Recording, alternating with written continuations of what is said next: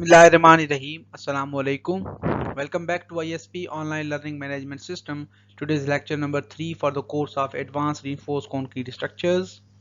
This course is generally for MSc Civil Engineering. I myself, Engineer Dr. Muhammad Aslam, Assistant Professor, Department of Civil Engineering, Institute of Southern Punjab, Multan. Today's lecture number 3 and week number 3. So these are your reference textbooks. इन books के अलावा अगर आपके पास design of reinforced concrete structure से relevant कोई और book available है तो उसको भी आप यूज कर सकते हैं. So in our today's class we are going to discuss about the splicing of reinforcements and bar cutoffs. कि splicing of reinforcement क्या होती है और bar cutoffs वगैरह हम किस तरह से प्रोवाइड करते हैं रियल इंडस्ट्री के अंदर. इन तमाम चीज़ों को हमने आज डिस्कस करना है. So in contents, first of all we will discuss about the splicing of reinforcement in tension members. उसके बाद splicing of reinforcement के कुछ design examples वगैरह solve करेंगे. Then we will discuss about bar cutoffs के flexural members के अंदर bar cutoffs किस तरह से role play करती हैं, उनकी location क्या होती है और उसका भी हम एक design example वगैरह भी solve करेंगे. So now coming back to the topic, we have splices of reinforcement या splicing of reinforcement. Splicing basically क्या होती है, किस तरह से हम प्रोवाइड करते हैं. Steel bars that are used as reinforcement in structural members are fabricated in lengths of 20, 40 and 60 feet depending on the bar diameter, transportation facilities and other reasons. कि जो बार मैन्युफैक्चर की जाती हैं इंडस्ट्री के अंदर उनकी लेंथ्स जो हैं वो लिमिटेड हैं. समटाइम्स 20 फीट की लेंथ्स बनाई जाती हैं, समटाइम्स 40 फीट की भी. जो स्मॉलर बार्स हैं उनके जो है वो पूरे के पूरे बंडल्स बनाए जाते हैं. 60 फीट जो है वो मैक्सिमम लेंथ है अवेलेबल बार की जो कि इंडस्ट्री के अंदर मैन्युफैक्चर की जाती है. तो इसके अंदर डायमीटर जैसे आप इंक्रीज करते जाते हो, अगेन जो लेंथ है या जो बार की जो लेंथ है वो हमारे पास लिमिटेड हो जाती है. तो इसके अंदर बार जो हैं जब आप एक लिमिटेड लेंथ वाली यूज करते हो तो हम स्ट्रक्चरल एप्लीकेशन या स्ट्रक्चरल मेंबर्स के अंदर तो हमें स्पेसिफाइड ड्राइंग्स के हिसाब से बार्स या रिइंफोर्समेंट्स प्रोवाइड करनी है. तो अगर बार जो है वो स्मॉलर हो जाती हैं तो उस केस के अंदर हम ओवरलैपिंग या लैपिंग ऑफ बार्स प्रोवाइड करते हैं, जिससे बार्स को हम आपस में कनेक्ट कर देते हैं, बांध देते हैं, ताकि जो बॉन्ड डेवलप हो उसके अंदर जो बार के अंदर स्ट्रेसेस हैं वो स्ट्रेसेस इजीली ट्रांसमिट हो जाएं from one bar to the other bar.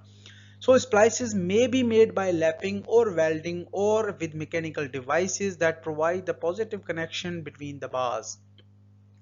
Some cases में हम लैपिंग प्रोवाइड करते हैं, सम केसेस में हम वेल्डिंग भी कर सकते हैं और कोई मैकेनिकल डिवाइस वगैरह नट बोल्ट सिस्टम वगैरह भी हम लगा सकते हैं ताकि जो हमारा कनेक्शन डेवलप हो रहा है वो प्रॉपर कनेक्शन बने, जिसकी वजह से स्ट्रेसेस जो है वो इजीली ट्रांसमिट हो जाएं from one bar to the other bar. So in general we can say that the lap splices should not be used for bars greater than 11 number. अगर आपके पास 11 और उससे लार्जर नंबर या लार्जर डायमीटर की बार है तो उस केस के अंदर स्प्लिसिंग को हम अवॉइड करते हैं, क्योंकि आपका जो स्प्लिसिंग है वो वहाँ पे एक जो स्पेस है वो ज़्यादा कवर हो जाता है, जिसकी वजह से हमारी बार जो है वो प्रॉपर बॉन्ड डेवलप नहीं कर पाती. So an approved weld splice is one in which the bars are butted on and welded to develop in tension at least 125% of the specific yield strength of the bar.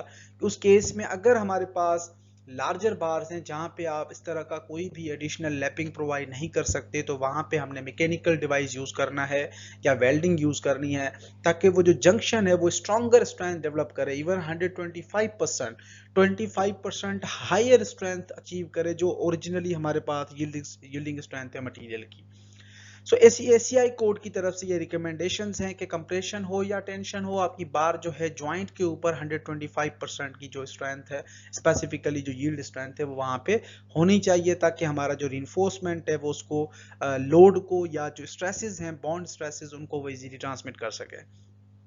So splices should not be made at or near sections of maximum movement or stresses.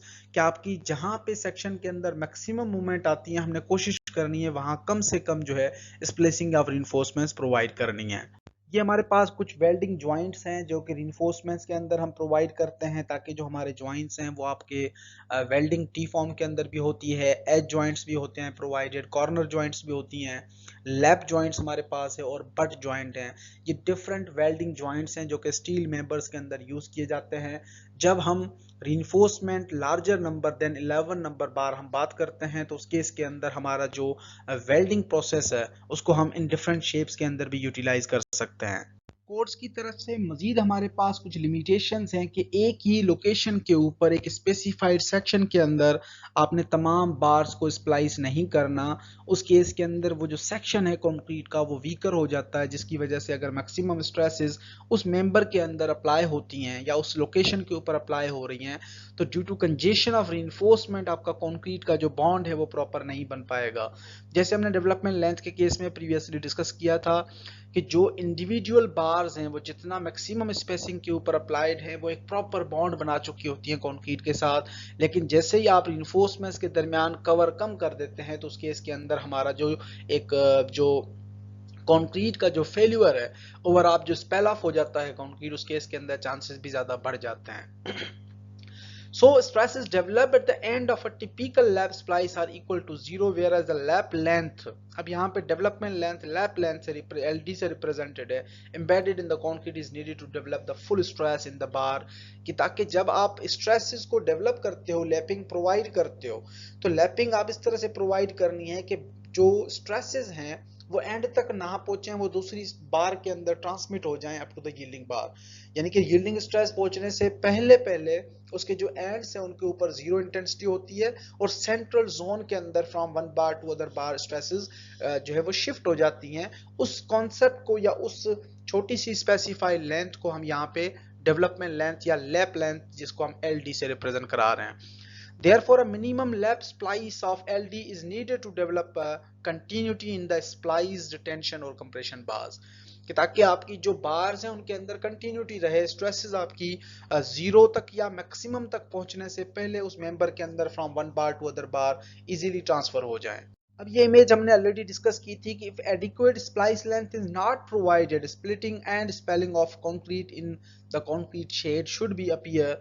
यहाँ पे आप picture के अंदर देख सकते हैं कि अगर आपने प्रोवाइड एक specific length of the development length या स्पेसिफिक लैप लेंथ आपने प्रोवाइड नहीं की तो उस केस के अंदर जो ओवरलैपिंग है वहां पे आपके फेल्यूर के चांसेस या कंक्रीट के स्पेल ऑफ होने के चांसेस या स्प्लिटिंग ऑफ कंक्रीट के होने के चांसेस या क्रैक्स अपीयर होने के चांसेस ज्यादा होते हैं। So now we have splicing of reinforcement in tension bars। जब हम टेंशन मेंबर्स या टेंशन बार्स की बात करते हैं तो उस केस के अंदर हमारे पास जो लैप स्प्लाइसिंग है वो हम कितनी या किस तरह से प्रोवाइड करते हैं, जिसको हम LST से रिप्रेजेंट करा रहे हैं, स्प्लाइस लेंथ इन टेंशन।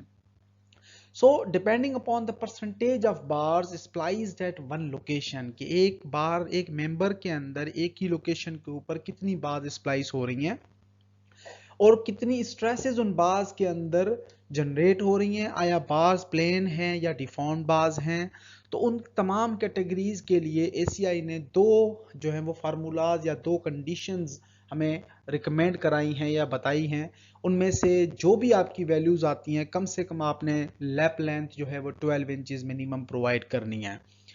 पहली क्लास के अंदर क्लास ए स्प्लाइसेस में जो ACI कोड की सजेशन क्या है, these splices have a minimum development length या मिनिमम टेंशन स्प्लिसिंग लेंथ जो है वो हमारी डेवलपमेंट लेंथ के या लैप लेंथ के इक्वल होती है एंड आर यूज्ड व्हेन 1/2 और less of the total reinforcement is spliced within the required lap length.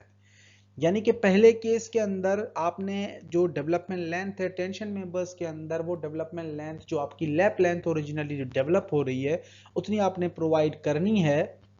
अगर आपकी हाफ रीइंफोर्समेंट हाफ या less than the half of the total reinforcement अगर आपकी splice हो रही है एक ही लोकेशन के ऊपर या एक ही मेंबर के अंदर एक ही सेक्शन के ऊपर, second, the area of reinforcement provided is at least twice that required by the analysis over the entire length of the splice। के स्प्लाइसिंग के अंदर जो आपका टोटल एरिया है कितना आपने रिइंफोर्समेंट का प्रोवाइड करना है, जब हम लैप लेंथ प्रोवाइड करते हैं तो हमारे पास डबल बार्स वहां पे आ जाती हैं, तो उस केस के अंदर आपका जो टोटल एरिया है वो एनालिसिस से कितना ऊपर जा रहा है या डबल आप प्रोवाइड कर रहे हो तो उस केस के अंदर भी जो development length of the bar है वो आपकी LST will be equal to development length of the bar.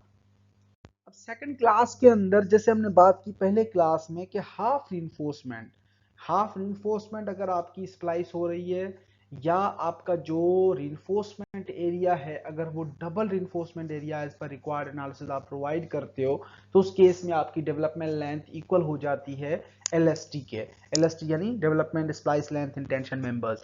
Second criteria के अंदर अगर आपका पहला क्राइटेरिया मैच नहीं करता, यानी other than the first criterias, उस केस में हम development length in tension members हम 1.3 टाइम्स डेवलपमेंट लेंथ हम प्रोवाइड करेंगे। ये तमाम केसेस के लिए है जो पहले केसेस के अंदर मेंशन या पहले केसेस के अंदर मैच नहीं कर रहे होते। However, for class B splices are required when all bars or deformed bars are spliced at the same location। एक ही मेंबर के अंदर एक ही लोकेशन के ऊपर तमाम बार स्प्लाइस हो रही हैं, तो उस केस के अंदर हम डेवलपमेंट लेंथ को 1.3 टाइम्स इंक्रीज कर देंगे। Splicing all the bars in one location should be avoided when possible। अगर आ जाता है ऐसा केस तो हमने कोशिश करनी है कि हम अवॉइड करें, लैप लेंथ को जो है वो बार्स को आगे पीछे कर दें, ताकि जो आपकी ओवरलैपिंग है वो उस एक लोकेशन से हट जाए। सो थर्ड पॉइंट हमारे पास क्या है कि development length in class A and B जो है हमारे पास is calculated without the 12 inches minimum requirement and without the modification factor. तो सम केसेस के अंदर हम मॉडिफिकेशन फैक्टर भी इंट्रोड्यूस कराते हैं, जिसके अंदर area of steel required divide by area of steel provided, इसका एक मॉडिफिकेशन रेशो कंसीडर करते हैं। और मिनिमम जो हमने 12 इंचेस कंसीडर की है, इन दोनों वैल्यूज को हम मॉडिफाई भी कर सकते हैं as per required specifications. Second important चीज हमारे पास आ जाती है कंप्रेशन बार्स। अगर कंप्रेशन बार्स के अंदर हम लैप स्प्लाइस को बात करें तो LSC से हम रिप्रेजेंट करा रहे हैं। The splice lap length of the reinforcing bars in compression should be equal और greater than the development length of bar in compression. जो हमने डेवलपमेंट लेंथ प्रीवियस इक्वेशंस के अंदर, प्रीवियस क्लासेस के अंदर हमने डिस्कस किया था कंप्रेशन मेंबर्स के लिए, हम उसके इक्वल कंसीडर करेंगे या उससे थोड़ी सी ज्यादा कंसीडर करेंगे in the case of compression reinforcements, अगर कंप्रेशन रिइंफोर्समेंट के अंदर लैप लेंथ आ जाती है। Moreover the lap length shall satisfy the following conditions. अगर आपका यील्डिंग स्ट्रेंथ मटेरियल का 60 KSI से कम है, तो उस केस के अंदर आपकी जो टोटल स्प्लिसिंग कंप्रेशन रिइंफोर्समेंट की जो डेवलपमेंट लेंथ है should be more than equals to 0.0005 into yielding strength into dia of bar. अगर आपकी जो 60,000 से ऊपर है, आपका जो 60,000 PSI से यील्डिंग स्ट्रेंथ ऊपर है, तो उस केस के अंदर आपकी LSC यानी कि lap length in compression will be equals to 0.0009 into yielding stress minus 24 into dia of bar. हमने ये कंडीशंस और इक्वेशंस यूज करनी है for the calculation of lap splice length in the compression reinforcements. However तमाम cases में चाहे compression हो चाहे टेंशन हो, जैसे हमने डिस्कस किया कि overall lap length should not be less then 12 inches, कि हमने मिनिमम 12 इंच प्रोवाइड करनी है। इसके लिए मजीद हमारे पास टेबल 1 के अंदर वैल्यूज गिवन है लैप स्प्लाइस लेंथ की, उनको भी हम देख लेते हैं। सम केसेस के अंदर हम कॉलम्स के अंदर स्पाइरली रिइंफोर्स वगैरह प्रोवाइड करते हैं या स्पाइरल्स हम प्रोवाइड करते हैं, तो lap length with in the spiral may be multiplied by 0.75 but may not be less then 12 inches. अगर आपके पास स्पेसिफाइड मेंबर्स हैं, स्पाइरल कॉलम्स हैं, टाइड कॉलम्स हैं, तो उन केसेस के अंदर आप डिफरेंट फैक्टर्स से मल्टीप्लाई कर सकते हो, क्योंकि कन्फाइनमेंट है, बार्स आपकी सराउंडिंग के अंदर जो है वो प्रॉपरली कनेक्ट कर देती हैं। जो अंदर की बार्स हैं उनको कन्फाइंड किया हुआ है आपने डिफरेंट बार्स के साथ, उस केस में आपकी डेवलपमेंट लेंथ का जो इफेक्ट है वो थोड़ा सा रिड्यूस हो जाता है। स्ट्रेसेस आपकी डिस्पर्स हो जाती हैं, बॉन्ड स्ट्रेसेस डिस्पर्स होने की वजह से हम 12 इंचेस हम मिनिमम वैल्यू है, लेकिन अगर डेवलपमेंट लेंथ ज्यादा आ जाती है उस केस में हम डिफरेंट फैक्टर 0.75 या 0.85 से मल्टीप्लाई भी कर सकते हैं। ये हमारे पास लैप लेंथ है कंप्रेशन मेंबर्स के लिए। अगर हम लैप लेंथ कंप्रेशन मेंबर्स के अंदर प्रोवाइड करते हैं, concrete compressive strength more than 3 KSI है और LSC जो मिनिमम है वो हमारे पास 12 इंचेस है, तो बार डायमीटर या बार नंबर के हिसाब से यील्डिंग स्ट्रेंथ ऑफ बार के अंदर आपके पास डिफरेंट वैल्यूज हैं। 3 नंबर बार के लिए 40 KSI में 12 इंचेस, 60 KSI में 12 इंचेस, 80 KSI में 18 इंचेस। इसी तरह से आप नंबर ऑफ बार को जिस तरह से इंक्रीज करते आ रहे हैं, इसी तरह से आपके पास स्टील का जो यील्डिंग स्ट्रेंथ इंक्रीज हो रहा है, तो डेवलपमेंट लेंथ की ओवरऑल लेंथ भी इंक्रीज हो रही है। अब जैसे हमने थ्योरेटिकली स्प्लिसिंग ऑफ रिइंफोर्समेंट को डिस्कस किया, एक छोटा सा डिजाइन एग्जांपल है उसको डिस्कस करते हैं, ताकि आपकी जो मजीद छोटी मोटी कंफ्यूजन हैं वो सारी आपकी क्लियर हो जाएंगी। So now we have a design example. So now we have a design example statement here we have calculate the lap length for 6 number 8 bottom bars। हमारे पास 3 जो है वो एक रो के अंदर बार्स हैं, टोटल 6 बार्स हैं, 2 रोज के अंदर बार्स को डिस्ट्रीब्यूट किया गया है, 8 नंबर की बार्स हैं with clear spacing of 12.5 inches. Bars के दरमियान क्लियर स्पेसिंग 2.5 इंचेस की है और क्लियर कवर जो है दोनों तरफ हमारे पास 1.5 इंचेस का है। फॉर द फॉलोइंग केसेस हमारे पास डिफरेंट केसेस हैं। लैप लेंथ हमने कैलकुलेट करनी है। Complete concrete compressive strength we have 5 KSI and steel yielding strength we have 60 KSI। तो इस केस में हम लैप लेंथ हमने कैलकुलेट करना है, डायमेंशंस या बार्स की जो डिटेल्स हैं वो आपको ऑलरेडी गिवन है। 6 हमारे पास टोटल बार्स हैं, 8 नंबर की बार्स हमने लगाई हुई हैं।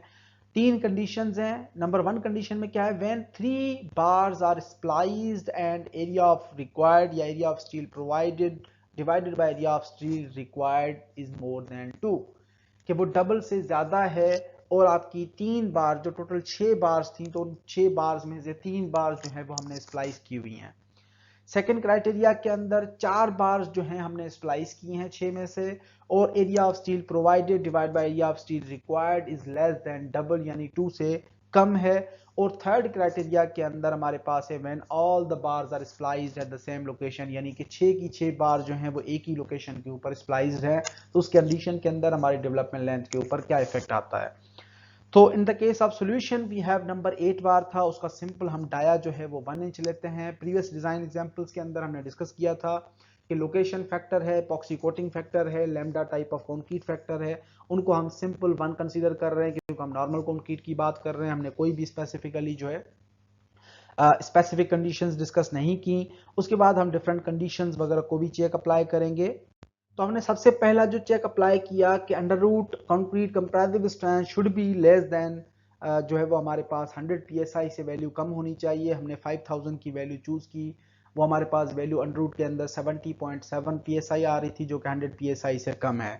उसके बाद हमने डेवलपमेंट लेंथ के लिए नंबर 8 बार का डायरेक्ट टेबल से वैल्यू चूज की, जो कि हमें टेबल से value 42.5 inches into dia of bar, यानी L D over dia of bar is equal to 42.5 inches अगर आप 8 नंबर की बार के लिए चूज करते हैं। तो अब अगर हम प्रीवियस एग्जांपल्स को रिकॉल करें तो हमारे पास कंडीशंस थी, उन कंडीशंस को हम वेरीफाई करते थे, जिसके अंदर पहली कंडीशन हमारे पास क्लियर स्पेसिंग्स के हवाले से थी और क्लियर कवर के हवाले से थी कि दोनों कंडीशंस जो है वो आपके less than dia of bar से अगर कम है तो उस केस के अंदर आपका कंडीशंस जो है वो मैट कंसीडर होती हैं। अगर वो डाया ऑफ बार से कम नहीं है तो उस केस के अंदर हम अदर कंडीशंस को फॉलो करते हैं। तो हमारे पास क्लियर स्पेसिंग 2.5 इंच थी और क्लियर कवर हमारे पास 1.5 इंचेस था। तो डेवलपमेंट लेंथ के कंडीशंस जो है वो हम उनको मैट कंसीडर करते हैं और डेवलपमेंट लेंथ की हमने डायरेक्ट शॉर्ट फॉर्म इक्वेशन से L D is equal to 42.5 inches जो टेबल से वैल्यू आई और डाया ऑफ बार हमारे पास 1 इंच था, तो टोटल डेवलपमेंट लेंथ हमने अप्रोक्सीमेट कंसीडर कर ली 43 इंचेस। सो इन नंबर 1 कंडीशन, फर्स्ट कंडीशन क्या थी कि area of steel provided divided by area of steel required is more than 2, यानी अगर ट्वाइस एरिया ऑफ स्टील से आपने जो रेशो है वो आपका जो प्रोवाइडेड है वो रेशो आपने अगर डबल से ज्यादा प्रोवाइड किया है तो उस केस के अंदर हम क्लास ए स्प्लाइस यूज करेंगे। तो यहां पे हमने कंसीडर किया कि हमारे पास let suppose we have class A splice.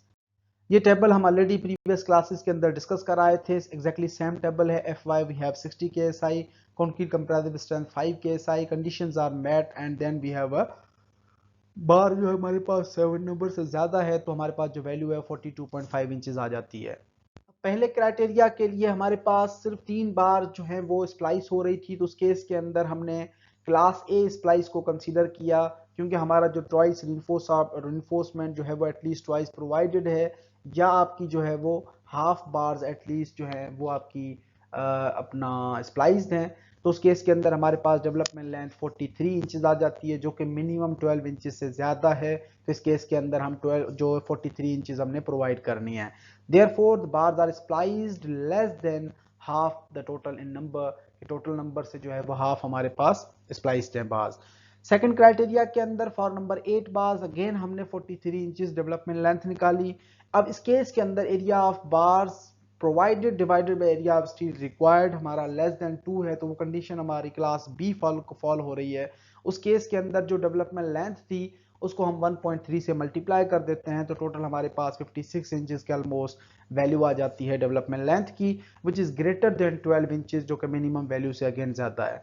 उसके बाद थर्ड कंडीशन हमारे पास क्या थी कि class B splices are applied, क्योंकि वहां पे 6 की 6 बार्स जो है वो आपकी अगेन स्प्लाइस्ड है।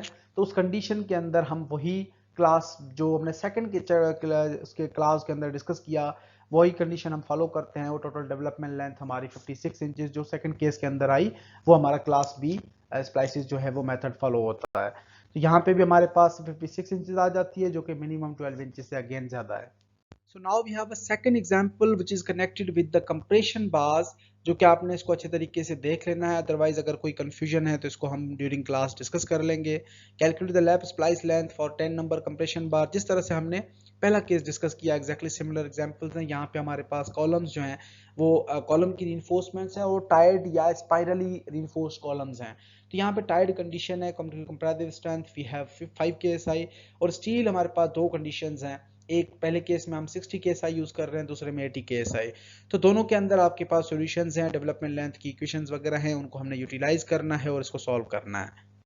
यहाँ पे हमारे पास एक कंप्रेशन बार्स के लिए टेबल भी गिवन है, जिसके अंदर से हम development length for compression bars या स्प्लाइसिंग ऑफ रिइंफोर्समेंट किस तरह से प्रोवाइड करते हैं। एक लमसम या रफली आपको एक वैल्यू मिल जाती है, जिसको भी आप कंपेयर कर सकते हैं अपने एक्सपेरिमेंटल रिजल्ट से भी, या अपने जो एनालाइज्ड रिजल्ट है उनसे भी आप कंपेयर कर सकते हैं। अगेन हमने फर्स्ट कंडीशन के लिए इक्वेशंस को अप्लाई किया। डेवलपमेंट लेंथ हमारे पास 38.1 इंचेस आ गई, जिसको हमने राउंड अबाउट करके 39 इंचेस ले ली, जो कि अगेन मिनिमम 12 इंचेस से ज़्यादा है। तो इस केस के अंदर ये वैल्यू हमारी कंट्रोल कर रही है। सेकंड क्राइटेरिया के लिए डेवलपमेंट लेंथ बेसिकली हमारे पास 23 इंचेस थी, कंडीशंस को हमने रीचेक किया और टोटल हमारे पास डेवलपमेंट लेंथ की वैल्यू 61 इंचेस आ गई, जो कि मिनिमम 12 इंचेस से अगेन ज़्यादा है। तो ये वैल्यू हमारी कंट्रोल कर रही होती है ओवरऑल सेक्शन को। So now we have another important topic here, bar cutoffs and development of bars in flexural members। कि बार कटऑफ्स हम किस तरह से प्रोवाइड करते हैं, क्या उनकी ओरिएंटेशन और लोकेशन होनी चाहिए जब हम मेंबर्स के अंदर डिफरेंट रिइंफोर्समेंट या कंटिन्यूटी प्रोवाइड करते हैं। जब आप उनकी शेयर फोर्सेस और बेंडिंग मोमेंट्स डायग्राम बनाते हो, तो उस केसेस के अंदर कुछ ऐसे रीजन्स होते हैं जहाँ पे कम से कम मूवमेंट्स जो हैं वो हमारी अप्लाई हो रही होती हैं फ्लेक्सुरल मेंबर्स के अंदर। कुछ ऐसे सेक्शंस होते हैं जहाँ पे शेयर फोर्सेस की इंटेंसिटीज बहुत कम हो रही होती हैं। तो उस केस के अंदर हमें कुछ रीजन्स के अंदर हम रीइंफोर्समेंट अगर प्रोवाइड ना करें, तो उस केस के अंदर भी हमारा स्ट्रक्चर जो है वो सेफली बिहेव करता है।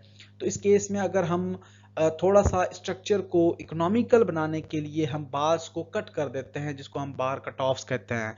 तो बार कट ऑफ्स के लिए क्या स्पेसिफिक कंडीशंस हैं, उनको हम मजीद डिस्कस करते हैं। So now we have a bar cut offs and development of bar. Why bars are cut off? First of all हमने ये अंडरस्टैंड करना है कि हम बार्स को कट ऑफ क्यों करते हैं। So in reinforced concrete member, a reinforcement is provided near the tensile face of beams to provide the tension component of the internal resisting couple। जब आपके दो फोर्सेस अप्लाई करती हैं जिसके अंदर हम कंक्रीट को ब्रेक करते हैं मिड से, कि अपर रीजन जो है वो हमारा कंप्रेसिव जोन है, बॉटम रीजन जो है वो हमारा टेंसाइल जोन है। तो टेंसाइल जोन के अंदर हम एक टी फोर्स अप्लाई करते हैं और अपर जो है कंप्रेसिव जोन के अंदर हम एक सी फोर्स अप्लाई करते हैं वर्किंग स्ट्रेस मेथड के तहत। तो जब हम इन कपल फोर्सेस को कंसीडर करते हैं, तो हमारा जो बॉटम फेस है वो टेंसाइल स्ट्रेसेस को फेस कर रहा है और अपर जोन जो है वो कंप्रेसिव स्ट्रेसेस को फेस कर रहा होता है। तो अगर हम एक कंटिन्यूअस बीम की एक डायग्राम बनाए मूवमेंट डिस्ट्रीब्यूशन की, तो हमें वहां से एक डिस्ट्रीब्यूशन जब पता चलती है, तो at mid span the positive movements are higher and reinforcement is required near the bottom face of the member as shown in figure 1a। हम फिगर के अंदर भी देखते हैं इसको, कि जब आपकी मूवमेंट्स जो है मैक्सिमम पॉजिटिव जो है वो सेंटर ऑफ द सेक्शन के अंदर अपीयर होती हैं, तो उनको रेजिस्ट करने के लिए हम बीम के बॉटम के अंदर reinforcement प्रोवाइड करते हैं as a flexural reinforcements। The opposite is true at the supports, के सपोर्ट्स के ऊपर आपके पास जो है नेगेटिव मूवमेंट ज्यादा होती है। तो उस केस के अंदर हम reinforcements को अपर जोन कंप्रेशन जोन के अंदर ले जाते हैं, ताकि जो है हमारा जो स्ट्रेसेस है वो वहां से काउंटर बैलेंस हो सकें। So for economy some of the bars can be terminated और cut off where they are no longer needed. तो जब आपके पास उन दोनों बार्स के दरमियान, दोनों जो अपर जोन की बार्स हैं फॉर जो है नेगेटिव मूवमेंट के लिए और पॉजिटिव मूवमेंट के लिए जो लोअर बार्स हैं टेंशन जोन के अंदर बार्स हैं, ये दोनों जहां पे ओवरलैप कर रही हैं, जहां पे दोनों का पैरेलली जहां पे ये खत्म हो रही है, मूवमेंट आपकी ट्रांसफॉर्म हो रही है from upper zone to downward zone, उस जोन के अंदर आपके पास कम से कम मूवमेंट्स होती हैं। तो वहां पे अगर आप बार को ना बार्स प्रोवाइड करो तब भी मेंबर आपका सेफ रहता है। तो उस केस के अंदर हम बार्स को कट कर देते हैं, जिसकी वजह से कम reinforcement प्रोवाइड होती है सेक्शन के अंदर। और सो the location of the cut off points is discussed in this section, के वही सेक्शंस हमने डिस्कस करना है। डायग्राम को देख लेते हैं, उसके बाद आपको मजीद चीजें क्लियर हो जाएंगी। जैसे हमने डिस्कस किया कि यहाँ पे कंटिन्यूअस बीम है, फॉर एग्जांपल इसके जो पॉजिटिव मूवमेंट्स अपवर्ड डायरेक्शन में आपको नजर आ रही हैं, सेंटर ऑफ द बीम के अंदर पॉजिटिव मूवमेंट्स हैं, इस पॉजिटिव मूवमेंट को रेजिस्ट करने के लिए हमने फ्लेक्सुरल रिइंफोर्समेंट प्रोवाइड किया एट द बॉटम फेस। और जब आप सपोर्ट पे आते हो तो यहाँ पे नेगेटिव मूवमेंट ज्यादा है, तो इस नेगेटिव मूवमेंट को रेजिस्ट करने के लिए आपने अपोजिट डायरेक्शन में अपवर्ड डायरेक्शन के अंदर एक एडिशनल इन्फोर्समेंट प्रोवाइड की, जो कि यहाँ पे एज अ एक्ट कर रही है एज अ नेगेटिव मूवमेंट के तौर पे, नेगेटिव मूवमेंट को रेजिस्ट करने के लिए। इन दोनों अपवर्ड बार्स के दरमियान जहां पे आपका पॉजिटिव मूवमेंट ज्यादा है तो वहां पे हमने रीइंफोर्समेंट प्रोवाइड नहीं की, तो ये आपका रीजन जो है बार कट ऑफ रीजन कहलाता है, जिसके अंदर कोई भी रीइंफोर्समेंट जरूरत ही नहीं थी, इसलिए हमने प्रोवाइड नहीं की। लेकिन जब ये ओवरलैपिंग होती है, यहाँ पे आपका जहां पे मूवमेंट जीरो आ रहा होता है, स्ट्रेटली आप देखेंगे पॉजिटिव मूवमेंट ट्रांसमिट हो रही है टू द डाउनवर्ड रीजन जो कि नेगेटिव मूवमेंट है, तो इसके अंदर आपकी जो बार है वो कितनी आगे इंसर्ट हो पॉजिटिव रीजन के अंदर और पॉजिटिव वाली कितनी इंसर्ट हो नेगेटिव रीजन के अंदर, ये एक इंपॉर्टेंट रोल प्ले करता है। अगेन यहाँ पे ओवरलैपिंग या डेवलपमेंट लेंथ का कॉन्सेप्ट आ जाता है, इसको हम मजीद देख लेते हैं फिर। अब यहाँ पे हमारे पास चार मेजर फैक्टर्स हैं, चार major factors that are affecting the location of bar cut off, के एक्यूरेटली आपने बार को कट ऑफ कहाँ करना है। तो उसके लिए चार इंपॉर्टेंट चीजें ये जहन में रखनी है, अदरवाइज अगर आपने बार को कोई गलत कंसेप्ट के साथ या गलत कहीं पे कट ऑफ कर दिया तो ओवरऑल पूरे स्ट्रक्चर को आप डैमेज कर सकते हैं। तो पहली कंडीशन क्या है कि bars can be cut off where they are no longer needed to resist tensile forces, कि उन रीजन्स के अंदर कट करना है जहां पे टेंसाइल फोर्सेस ना हो, और where the remaining bars are adequate to do so, कि जहां पे आपने एडिशनल रिइंफोर्समेंट ऑलरेडी छोटी मोटी रिइंफोर्समेंट प्रोवाइड की है वो आपकी स्ट्रेसेस को बियर कर लेगा, वहां पे नो एडिशनल रिइंफोर्समेंट की कोई जरूरत नहीं है। So the location of points where bars are no longer needed is a function of the flexural tensions resulting from the bending movements and effects of shear force on the tensile forces, कि वहां पे हमारे पास location जो है bars की where the bars are no longer needed, जहां पे location हमें जरूरत ही नहीं है एडिशनल फोर्सेस की, वहां पे हमने एक कम्युलेटिव फंक्शन यानी कि फ्लैक्चुरल टेंशंस बेंडिंग मूवमेंट्स की वजह से और शियर की वजह से जो टेंसाइल फोर्सेस है दोनों को चेक करना है। दोनों फोर्सेस अगर वहां पे काउंटर बैलेंस हो रहे हैं या मिनिमाइज हो रहे हैं, कम से कम हो रहे हैं, तो उस रीजन के अंदर हमने बार कट ऑफ करनी है। ऐसा ना हो कि एक लोकेशन के ऊपर बेंडिंग मूवमेंट जो है वो मिनिमम बिल्कुल जीरो है लेकिन वहां पे शियर फोर्स बहुत ज्यादा है, तो उस केस के अंदर हम बार कट ऑफ को प्रीफर नहीं करेंगे। Second important thing is there must be a sufficient extension of each bar, जैसे मैंने पिछली पिक्चर के अंदर बताया कि जब आप इन्फ्लेक्शन पॉइंट आता है जहां पे आपकी मूवमेंट्स ट्रांसमिट हो रही हैं from one region to other region यानी पॉजिटिव से नेगेटिव की तरफ, तो वहां पे आपने कनेक्शन देना है। जो आपकी पॉजिटिव वाली रिइंफोर्समेंट है वो नेगेटिव के जोन के अंदर एक सर्टेन लेंथ आपकी इंसर्ट होनी चाहिए, इसी तरह से नेगेटिव मूवमेंट वाली रिइंफोर्समेंट पॉजिटिव सेक्शन के अंदर इंसर्ट होनी चाहिए, ताकि जो है एक प्रॉपर फोर्स डेवलप हो सके in that bar at that section. This is the basic rule governing the development of reinforcement presented in the ACI code section 12.1. ये आपका असल में जो डेवलपमेंट लेंथ का कॉन्सेप्ट है ये भी डेवलपमेंट लेंथ का एक कॉन्सेप्ट है, जिसके अंदर हम जैसे हमने डेवलपमेंट लेंथ को स्टडी किया कि एक जोन से आप दूसरे जोन की तरफ जब ट्रांसमिट करते हो तो उस केस के अंदर भी आपका डेवलपमेंट लेंथ का कॉन्सेप्ट एक इंपॉर्टेंट वैल्यू रखता है। तो extension of bar is very important. First case के अंदर हमारे पास क्या था कि जहां पे फोर्सेस हैं दोनों फोर्सेस को आपने काउंटर बैलेंस करके चलना है, अगर फोर्सेस कोई एक आपसे मिस हो जाता है तो उस केस के अंदर बार कट ऑफ नहीं देनी, यानी कि बेंडिंग मूवमेंट्स को भी फोकस करना है और शियर फोर्सेस को भी फोकस करना है। सेकंड इंपॉर्टेंट कंडीशन क्या थी कि एक्सटेंशन है, पॉइंट ऑफ इन्फ्लेक्शन है, एक्सटेंशन को फोकस करना है दोनों जोन्स के अंदर। Third important point we have a tension bars, tension bars यानी कि जो टेंसाइल रिइंफोर्समेंट्स हैं अगर वहां पे आपने कट कर दिया उनको ऐसे रीजन के अंदर जहां पे हाईली शियर फोर्सेस जनरेट हो रहे थे, तो वो एक हायर स्ट्रेस कंसंट्रेशंस को डेवलप करेंगे जिसकी वजह से मेंबर आपका एक सीवियर यानी कि फेल्यूर को फेस कर सकता है। तो उस केस के अंदर हमने फोर्सेस को जो फोकस करना है उसमें मैक्सिमम जो मेजॉरिटी फोर्सेस टेंसाइल फोर्सेस हैं तो उनको हमने बड़े एहतियात से लेके चलना है। उसके बाद certain constructional requirements are specified in the code as good practice, कि जो हमारे पास कंस्ट्रक्शनल रिक्वायरमेंट्स हैं उनको हमने फोकस करना है। जनरली स्पीकिंग एक जनरल सी बात की जाए, bar cut off should be kept to a minimum to simplify the design and constructions particularly in zones where the bars are stressed in tension, कि अगर बार्स आपकी टेंशन है तो कोशिश करनी है कि कम से कम जो है वो प्रोवाइड की जाए कट ऑफ्स, अदरवाइज हम ना प्रोवाइड करें तो ज़्यादा बेहतर है। तो कहने का मकसद कि बार कट ऑफ्स हमने प्रोवाइड करनी है लेकिन अनी नहीं मचानी। आपने स्टेप बाय स्टेप अगर ज़रूरत है तो आपने प्रोवाइड करनी है। अगर आपको थोड़ा सा कहीं डाउट नज़र आ रहा है तो बार कट ऑफ्स स्पेशली उन बार्स के अंदर ना जाएं जहां पे स्ट्रेसेस जो है ज़्यादा हैं, टेंसाइल स्ट्रेसेस हैं बार्स के अंदर। तो ये हमारे पास जनरली 4 मेजर रूल्स हैं जो कि हमने फॉलो करने हैं बार कट ऑफ्स के लिए। So in the following section, we will theoretically discuss the cutoff points for flexural members के flexural members के लिए वो कौन-कौन से points हैं जहां पे आप cutoffs provide कर सकते हो, तो उसको हम डिस्कस करते हैं। This is followed by a discussion of how these flexural cutoff locations must be modified to account for shear, development and constructional joints या constructional requirements to get the actual cutoff points used in the construction। ये constructional applications के लिए हम proper जो share को counter balance करने के लिए डेवलपमेंट लेंथ्स को, कंस्ट्रक्शनल रिक्वायरमेंट्स को फोकस करते हुए उन स्पेसिफाइड पॉइंट्स या उन स्पेसिफाइड लोकेशंस को हम आइडेंटिफाई करने की कोशिश करते हैं जहां जहां पे आप कट ऑफ्स प्रोवाइड करने या कर सकते हैं। Let's suppose we have a simply supported beam, और सिंपली सपोर्टेड बीम है जिसके मिड स्पैन के अंदर हमने 5 नंबर 8 की बार्स प्रोवाइड की हैं जो कि आगे सेक्शंस के अंदर गिवन है, और फ्लेक्सुरल कट ऑफ लोकेशंस वगैरह हम आइडेंटिफाई करने की कोशिश करते हैं। तो फिगर के अंदर हमें बीम गिवन है जो कि हम अगली फिगर के अंदर भी डिस्कस करते हैं। At point C and C dash 2 of these bars are cut off leaving 3 number 8 bars in the end proportions या of the beam as shown in figure 2b। कि फिगर 2b के अंदर आप देख सकते हैं कि आगे डिस्कस करते हैं कि C और C डैश के दरमियान जो मीडियोकर सेक्शन था वहां पे ओरिजिनली 5 बार्स थी, उनमें से हमने 2 कट ऑफ कर दी और बाकी जो 3 है वहां पे अवेलेबल है। क्योंकि जो बीम है वो लोडेड है यूनिफॉर्मली 6.6 किप पर फिट का including it's self weight which gives the diagram of ultimate movement as shown in figure 2d।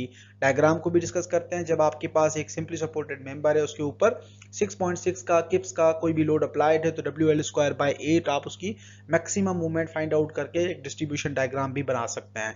So this is referred as the required movement diagram. इस मूवमेंट डायग्राम को हम consider करते हुए each point या each section के ऊपर the beam must have a reduced nominal strength। nominal strength जो है वो हमारी reduce कंसीडर होती है क्योंकि डिस्ट्रीब्यूशन डायग्राम हम बनाते हैं तो हमारे पास ओवरऑल जो डायग्राम है वो मीडियोकर के अंदर मैक्सिमम मूवमेंट होती है और डायग्राम जो है वो टुवर्ड्स सपोर्ट उसके अंदर रिडक्शन आ रही होती है नॉमिनल स्ट्रेंथ या नॉमिनल मूवमेंट के अंदर। So at least equal to ultimate movement. Ultimate movement हमारा मैक्सिमम मेजॉरिटी सेंटर के अंदर है। The maximum required movement at mid span is mid span let suppose हमारे पास 20 फीट है। तो तमाम फिगर्स हैं, उन फिगर्स को हम देखते हैं और डिस्कस करते हैं तो मजीद आपको चीजें जो हैं वो लोकेशंस क्लियर हो जाएंगे। ये हमारे पास एक सिंपली सपोर्टेड बीम है जिसकी लेंथ 20 फीट है और उसके ऊपर लोडिंग यूनिफॉर्मली अप्लाई हो रही है, वो 6.6 किप्स पर फिट की लोडिंग अप्लाई हो रही है। उसके जो फिगर 2b के अंदर आप 2c के अंदर देखें सेक्शन 2.2 के ऊपर जहां पे आपको 5 नंबर 8 की बार्स नजर आ रही हैं जिसके अंदर मैक्सिमम मेजॉरिटी मूवमेंट जो है हमारा अल्टीमेट मूवमेंट वो 343 या नॉमिनल मूवमेंट 343 किप फिट का अप्लाई हो रहा है।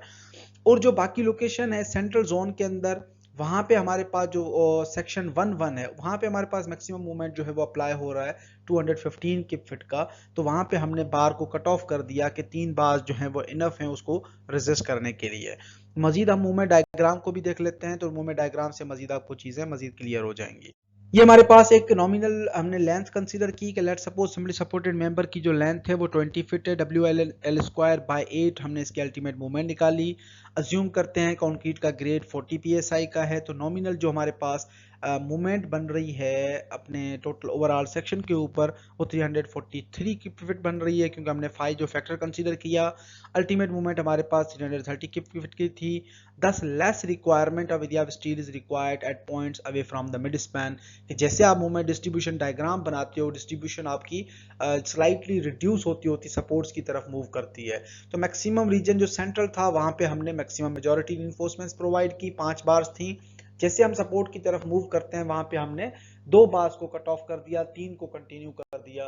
तो वो इस तरह से आप एक लोकेशन को आइडेंटिफाई करके ब्रेक कर सकते हैं जहां पे आपने कट ऑफ्स प्रोवाइड करनी है। ये भी वही चीज है, हम पहले मूवमेंट डिस्ट्रीब्यूशन डायग्राम बनाते हैं तो मजीद जो है वो डायग्राम को देखते हुए आपको लोकेशंस या पॉइंट्स क्लियर हो जाएंगे कि कहाँ कहाँ पे हमने बार कट ऑफ्स प्रोवाइड करने हैं। नेक्स्ट स्लाइड के ऊपर हमारे पास डायग्राम है उसको हम मजीद देखते हैं तो सारी चीजें आपको क्लियर हो जाएंगी। अब ये वही सिंपली सपोर्टेड बीम था जिसके ऊपर 6.6 किप्स फिट का लोड अप्लाई हो रहा था। हमने मूवमेंट डिस्ट्रीब्यूशन डायग्राम बनाई और मूवमेंट डिस्ट्रीब्यूशन डायग्राम से हमारे पास जो सेंट्रल रीजन था वहां पे मैक्सिमम मूवमेंट आई 330 किप फिट की, और मूवमेंट ड्रॉप हो रही है स्लोली स्लोली डाउनवर्ड डायरेक्शन के अंदर जैसे आप सपोर्ट की तरफ आ रहे हो। तो हमने यहाँ पे 2 पॉइंट्स मार्क कर दिए दोनों 4.09 फिट के ऊपर कि वहां पे हमारे पास जो मैक्सिमम मूवमेंट है वो 215 किप फिट की है, और यहाँ पे सी डैश भी हमारे पास 200 जो है वो 15 किप फिट की मूवमेंट है। तो ओवरऑल हमारा मेंबर के अंदर हमने 5 बार्स प्रोवाइड की थी। तो यहाँ पे जो सेंट्रल रीजन है वहां पे हमारे पास पांचों बार्स आ रही हैं, लेकिन जो पॉइंट सी है वहां पे हमने 2 बार्स को कट ऑफ कर दिया, या सी डैश पॉइंट के ऊपर हमने 2 बार्स को कट ऑफ कर दिया।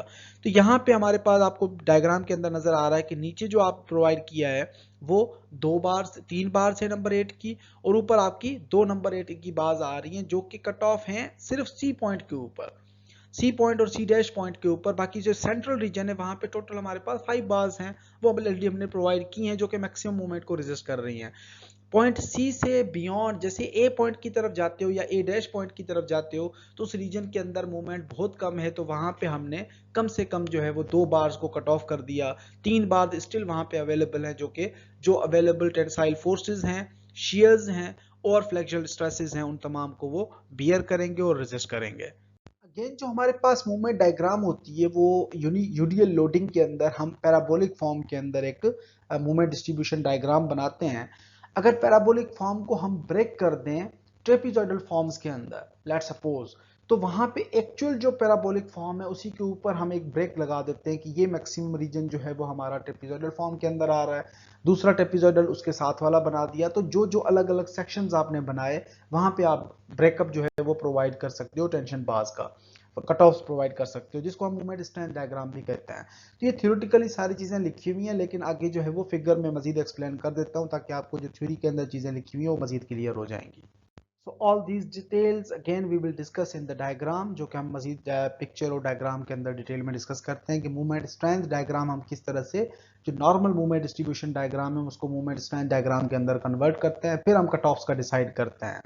So all these details again we will discuss in the diagram, जो कि हम मजीद पिक्चर और डायग्राम के अंदर डिटेल में डिस्कस करते हैं कि मूवमेंट स्ट्रेंथ डायग्राम हम किस तरह से जो नॉर्मल मूवमेंट डिस्ट्रीब्यूशन डायग्राम है उसको मूवमेंट स्ट्रेंथ डायग्राम के अंदर कन्वर्ट करते हैं, फिर हम कट ऑफ्स का डिसाइड करते हैं।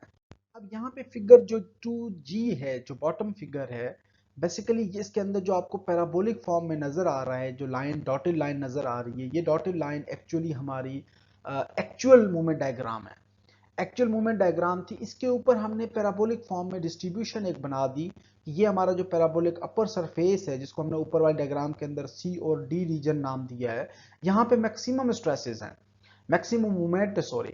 तो यहाँ पे मैक्सिमम मूवमेंट के अंदर आप क्या करते हो कि जो डी पॉइंट है, डी से लेके डी डैश पॉइंट तक जो डिस्टेंस है, यहाँ से आपने एक तमाम मैक्सिमम जो बार्स है वो प्रोवाइड करनी है इस जोन के अंदर। अब ये जो डी वाली बार है ये आपकी एक्सटेंड हो जाएगी अप टू सी पॉइंट, और यहाँ से डी डैश वाली अप टू सी डैश। तो यहाँ पे आप जो बाकी सी टू बी रीजन है यहाँ पे आप कट ऑफ प्रोवाइड कर सकते हो कुछ बार्स का जो कि एक्चुअली डी और डी डैश रीजन से आ रही हैं। एग्जैक्टली इसी तरह से जो नीचे वाला ट्रेपिजॉइडल है जो कि बी और बी डैश या ए और ए डैश वाला, वहां पे आपकी बार जो है वो मैक्सिमम आ रही होती हैं, लेकिन आप कट ऑफ करते हुए बार्स को इस एंड तक ले आते हो। तो ये हमारे पास एक जनरल डिस्ट्रीब्यूशन है जिसके अंदर हम डेवलपमेंट लेंथ का कॉन्सेप्ट जो है वो किस तरह से डेवलप करते हैं कि मेजॉरिटी के अंदर चीजें जहां जहां पे मैक्सिमम मूवमेंट्स आ रही हैं वहां पे आपका मैक्सिमम बार्स होनी चाहिए, और उनके लिए डेवलपमेंट लेंथ आगे आपने कितनी एक्सटेंड करनी है। तो डेवलपमेंट लेंथ एक जोन के लिए ट्रेपिजॉइडल फॉर्म में हमने प्रोवाइड कर दी। फिर दूसरे जोन के अंदर आते हैं तो मजीद हमारे पास जो अगर टोटल 8 बार थी, फॉर एग्जांपल 3 बार हमने कट ऑफ कर दी ऊपर वाले रीजन के अंदर, और नीचे जो है वो 2 बार मजीद कट ऑफ कर दी जो कि ए और ए डैश तक रीजन तक जा रही हैं। तो टोटल बार्स आपकी जो कंटिन्यू चलेंगी वो 2 से 3 बार थी, बाकी 5 बार हम कट ऑफ करते हुए एंड तक पहुंचे। तो ये मजीद चीजें जो है वो आपकी क्लियर हो जाएंगी। इसको थ्योरेटिकली जो पीछे चीजें डिटेल्स लिखी हुई हैं उनको एक दफा अच्छे तरीके से पढ़ लें, सारी चीजें आपकी क्लियर हो जाएंगी।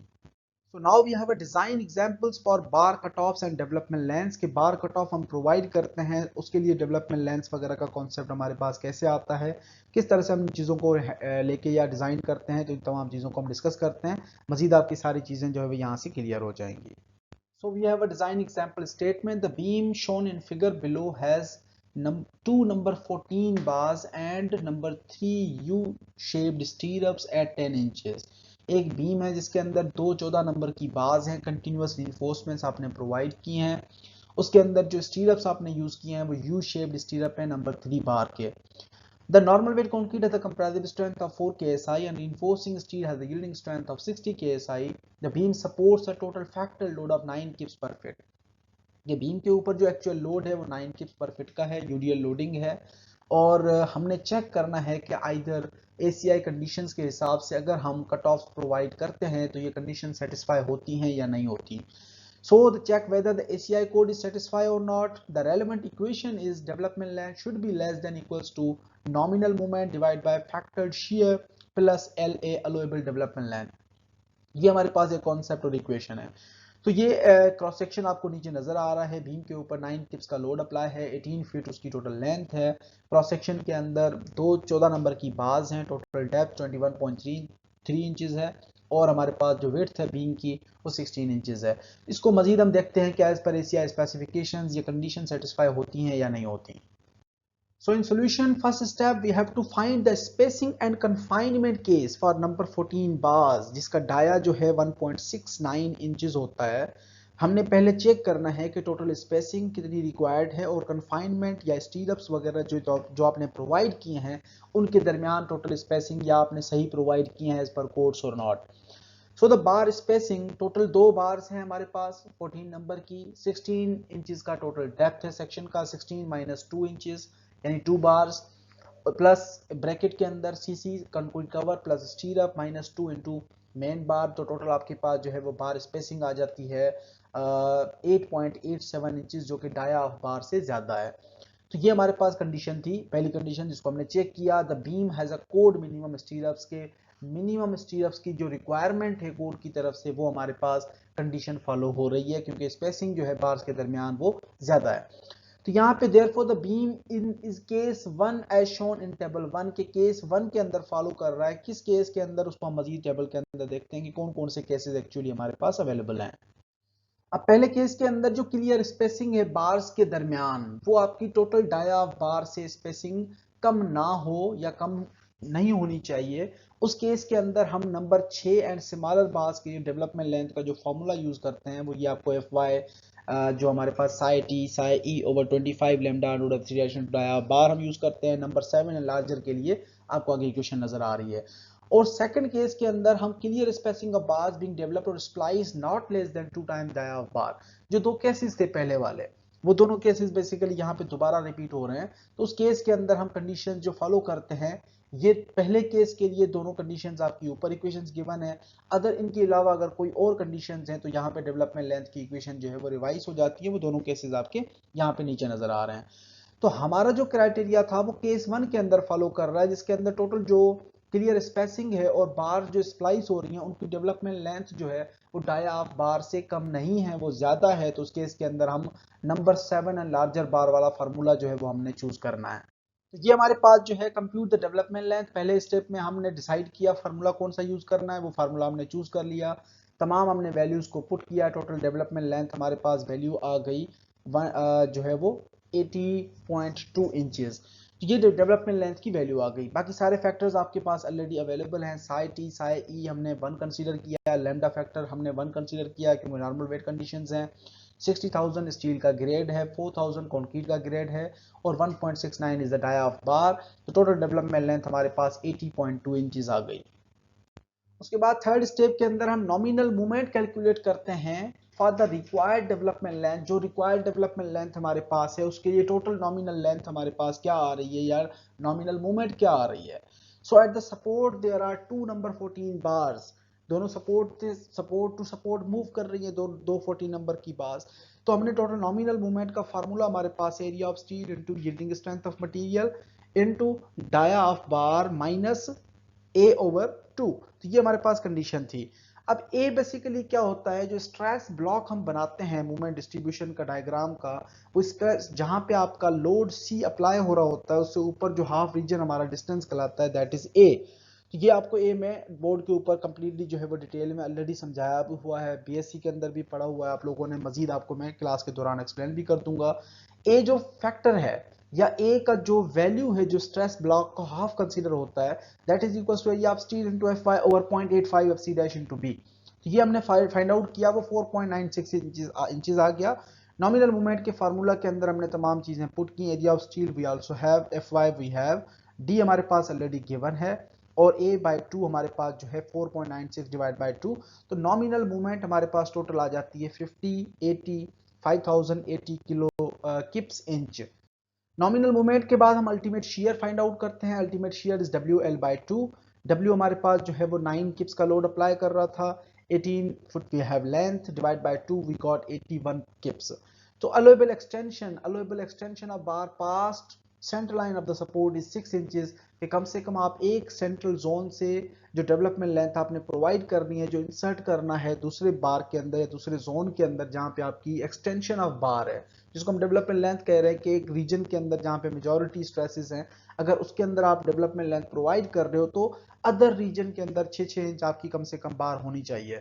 सो in this case the development length is less than 87.5 inches. जो टोटल आपका अलोएबल एक्सटेंशन 6 इंच कंसीडर किया, तो जब हमने टोटल फाइंड आउट की डेवलपमेंट लेंथ, वो 1.3 into nominal movement divide by ultimate shear plus allowable extension, ये तमाम वैल्यूज हमारे पास ऑलरेडी थी, हमने वैल्यू पुट की, तो टोटल डेवलपमेंट लेंथ हमारे पास 87.5 इंचेस आ गई। So in this case development length is less than 87.5 inches का आपने पीछे जो कैलकुलेट की थी वो हमारे पास वैल्यू कम आ रही है। So we could use two number 14 bars, however number 14 bars are not available from all the river suppliers, so investigate the use of number 8 bars। अब हम नंबर 14 को स्किप करके नंबर 8 बार्स यूज करते हैं, तो हमारे पास क्या जो है वो कंडीशंस आती हैं। जिस तरह से हमने 2 बार्स 14 नंबर की यूज की थी, अगर वो बाजार में अवेलेबल नहीं है और हम 6-8 नंबर की बार यूज करते हैं जिनका एरिया ऑफ स्टील जो है वो इक्विवेलेंट आ जाता है 2 नंबर 14 बार्स के, तो आपने ये डिजाइन एग्जांपल आगे पूरा रिवाइज करना है और रीचेक करना है कि अब हमारे पास जो टोटल डेवलपमेंट लेंथ आई वो 47.4 इंचेस है। उसके बाद अल्टीमेट मोमेंट्स वगैरह से कैलकुलेट करते हैं, तो वहां पे हमारे पास क्या फर्क आता है। तो एज पर एशिया स्टैंडर्ड्स आपने चेक करना था कि आया हमें बार कट ऑफ्स की जरूरत है प्रोवाइड करने की या नहीं है। अव्वल तो बार्स ही 2 थी, तो उस केस के अंदर बार कट ऑफ की कोई जरूरत ही नहीं है, कोई गुंजाइश नहीं है। लेकिन जब हमारे पास 6-8 नंबर की बार आ जाती हैं, तो वहां पे हमारे पास स्टिल गुंजाइश है कि हम बार कट ऑफ भी प्रोवाइड कर सकते हैं।